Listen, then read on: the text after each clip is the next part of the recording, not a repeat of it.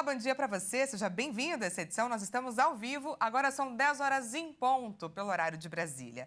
E vamos juntos conferir os destaques do Brasil e do mundo desta quarta-feira? Os debates sobre reforma tributária e mudanças no CARF atrasam as decisões programadas na super semana de votações da Câmara dos Deputados. O presidente da Casa, Arthur Lira, convocou sessões até sexta-feira para votar as propostas da pauta econômica do Planalto. Até o momento, o esforço concentrado pelo presidente da Câmara, Arthur Lira, para votar as pautas prioritárias do Planalto na economia não resultou o esperado. As negociações políticas para alterar pontos da reforma tributária e do projeto que beneficia o governo em julgamentos do Conselho de Administração de Recursos Fiscais frustraram as estimativas. Apesar de uma terça-feira marcada por intensa agenda de reuniões políticas, nenhuma das três propostas foi analisada. A única proposta aprovada estabelece estratégias para ampliar a educação básica em tempo integral. O objetivo de Lira é aprovar ainda nesta semana no plenário principal da Casa, além da reforma e do projeto do CARF, o novo marco fiscal, que vai substituir o teto de gastos. O governo federal indicou o arcabouço e a reforma tributária como prioridades. Já as mudanças no CARF podem aumentar a arrecadação em até 50 bilhões de reais, mas a proposta tem recebido uma série de sugestões dos parlamentares. Os deputados já protocolaram 56 emendas, que ainda serão avaliadas pelo relator. O arcabouço fiscal foi enviado para votação na forma de projeto de lei complementar e, por isso, só pode ser analisado depois da votação do projeto que trata do CARF. No caso da reforma tributária, os estados têm sugerido mudanças no período de transição e no desenho do chamado Conselho Federativo, que, pela proposta, seria responsável por administrar a arrecadação de estados e municípios.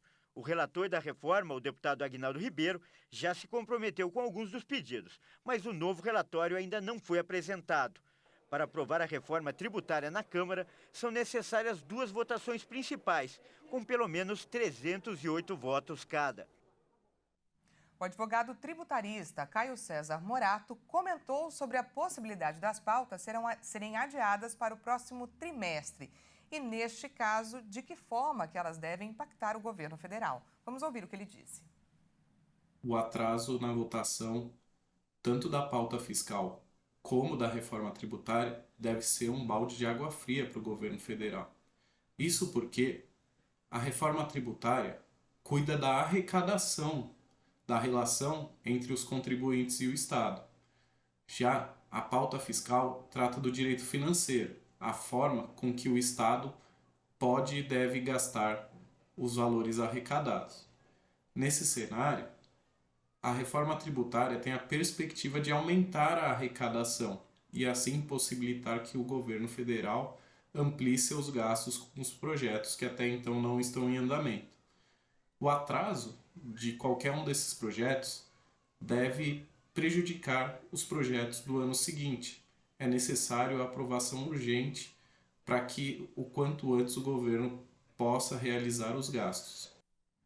E as vendas de veículos novos no Brasil tiveram alta de 7,39% em junho. Os números foram divulgados pela Federação Nacional da Distribuição de Veículos Automotores, a FenaBrave.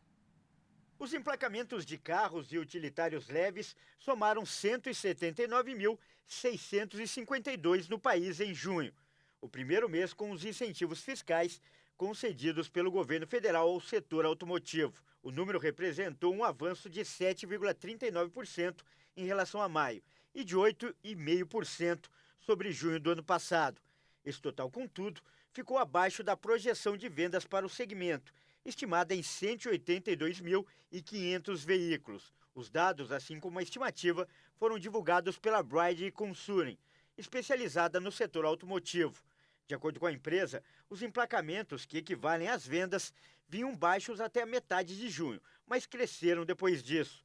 Na comparação entre a primeira e a segunda quinzena do mês, o avanço foi de 58 mil para 121 mil veículos emplacados, o que resultou numa alta de 108%. O incremento de vendas aconteceu com o incentivo federal. E agora vamos de destaque internacional. Com menor taxa de natalidade do mundo, a Coreia do Sul se prepara para o envelhecimento da população. o número de creches no país encolheu em quase um quarto nos últimos anos, refletindo a baixa eficácia da campanha nacional para encorajar casais a terem mais bebês.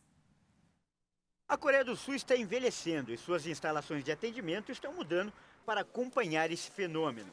Em 2017, havia mais de 40 mil creches e, de acordo com os novos números do governo, até o final do ano passado, esse número havia caído para cerca de 30.900.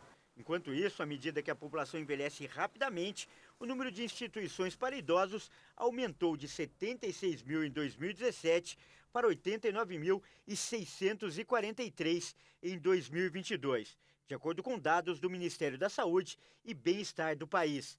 A Coreia do Sul tem uma das populações que mais envelhecem e a menor taxa de natalidade do mundo, que vem caindo continuamente desde 2015. Apesar das autoridades oferecerem até incentivos financeiros e subsídios de moradia para casais com mais bebês.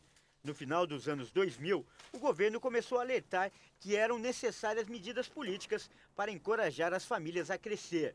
Em setembro do ano passado, o presidente sul-coreano Yoon Suk-yeol admitiu que mais de 200 milhões de dólares foram gastos tentando aumentar a população nos últimos 16 anos.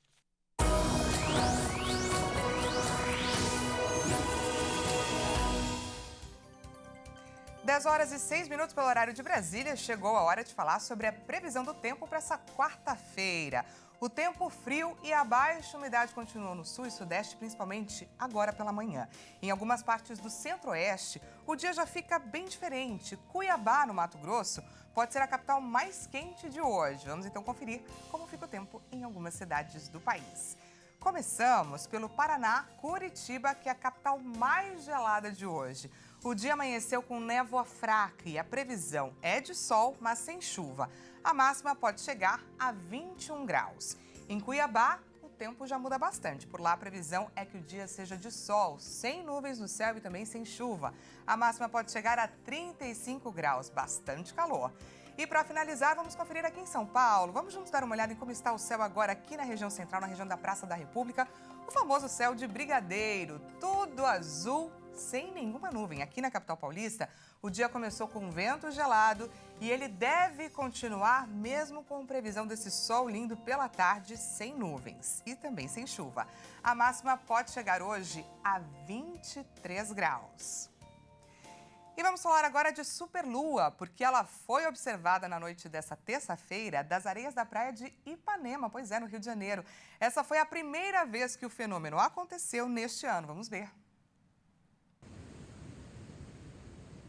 O barulho do mar e as temperaturas mais baixas do inverno carioca embalaram a observação da superlua, conhecida como superlua dos Cervos. O fenômeno foi observado das areias da praia de Ipanema.